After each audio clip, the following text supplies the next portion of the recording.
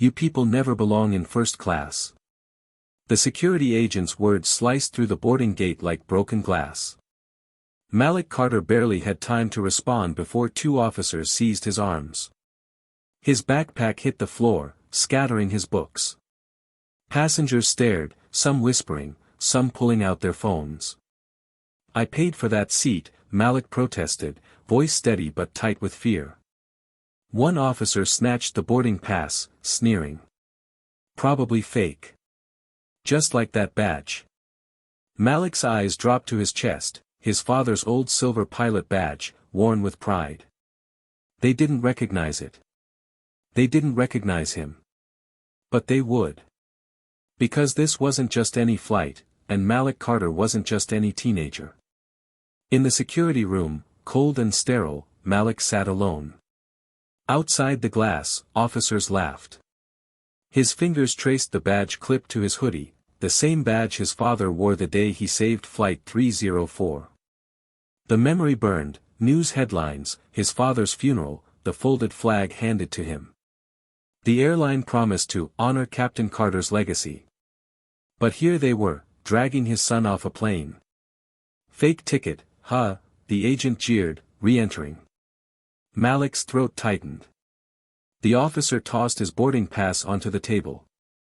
Try lying your way out now. Malik said nothing. He didn't have to. The badge, the name, the truth, they were already unraveling their mistake. At gate 17, the terminal buzzed with unease. Passengers huddled around screens.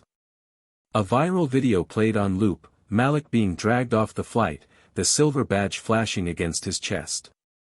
Whispers rippled through the crowd. That's Captain Carter's son. The name hit like a lightning bolt. Captain Harrison in the cockpit froze. Captain Carter, the hero, the man who saved 216 lives, the face of the airline's biggest veteran sponsorship. And now? His teenage son, humiliated, filmed, trending worldwide. Harrison's grip tightened on the radio. We made a mistake, he muttered. Outside, cameras clicked. Inside, the airline's boardroom filled with dread. Because the world wasn't just watching, it was furious. The CEO's heels echoed like gunfire across the terminal floor. Reporters swarmed. Cameras flashed. Release him, she ordered, voice sharp as glass. Security froze, shame flooding their faces. Malik stood, quiet, the badge gleaming under the harsh airport lights.